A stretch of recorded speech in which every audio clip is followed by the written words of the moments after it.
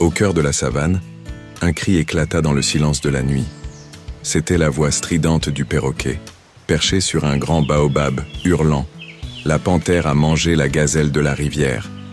Les animaux de la savane, réveillés en sursaut, se regroupèrent autour du perroquet. L'éléphant fronça les sourcils, la tortue soupira, et le singe se gratta la tête. Tout le monde murmura. Comment la panthère, connue pour sa sagesse et sa discrétion, pouvait-elle faire une chose pareille? La panthère, tapie dans l'ombre, s'approcha lentement. Ses yeux brillaient dans la lumière de la lune. « Qui t'a dit cela, perroquet ?» demanda-t-elle d'une voix calme mais ferme. Le perroquet haussa ses ailes.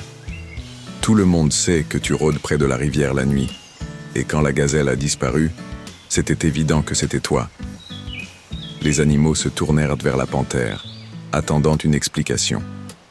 Mais la panthère resta silencieuse.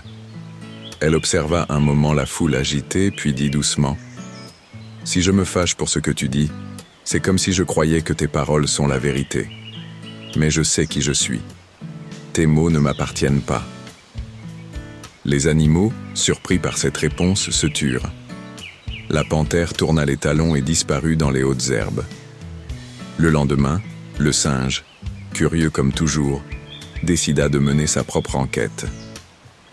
En sautant d'arbre en arbre, il découvrit un petit indice près de la rivière, des plumes blanches éparpillées. Des plumes? Mais les gazelles n'ont pas de plumes, pensa-t-il. Il suivit la piste jusqu'à un buisson dense où il trouva une vieille cigogne cachée. Effrayée, elle avoua « C'était moi. Je n'ai pas mangé la gazelle, mais j'ai pris ses baies préférées près de la rivière.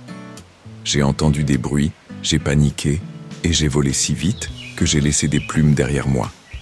Je ne voulais pas que la panthère me surprenne. » Le singe rit doucement. « Ah, donc ce n'était qu'un malentendu. Je dois en parler à tout le monde. » Quand le singe raconta la vérité, tous les animaux se tournèrent vers la panthère. La tortue s'excusa.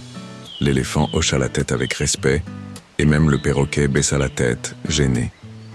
Mais la panthère sourit. « Vous voyez, dit-elle, les mots des autres ne me définissent pas. Ce que vous pensez de moi n'est pas ma vérité. Si j'avais cru à ces accusations, j'aurais perdu ma paix. Mais en restant fidèle à moi-même, j'ai laissé la vérité apparaître d'elle-même. » Les animaux comprirent alors une grande leçon. Ne jamais prendre les choses personnellement. Les paroles des autres sont souvent des reflets de leur propre peur ou malentendus, pas de la réalité. Et depuis ce jour, la savane devint un peu plus sage. Même le perroquet apprit à réfléchir avant de parler. Quant à la panthère, elle resta fidèle à elle-même, marchant fièrement sous les étoiles, libre des jugements des autres.